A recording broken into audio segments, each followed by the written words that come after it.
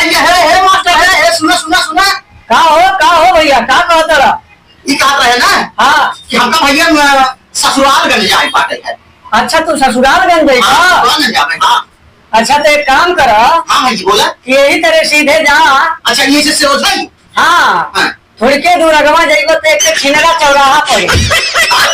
अरे छिनरा चौराहा का उसे तनिके अगवा बढ़ब तो एक निहुरनपुर गांव पड़ी। निहुरनपुर गाँव। हाँ अच्छा अच्छा अच्छा अच्छा भैया। बस वही जैसे निहुरल जाए के पड़ी तो आके। अच्छा निहुरन। हाँ वही तर निहुरले जाइबो। अच्छा तो एक चुतियागंज बाजार पड़ी।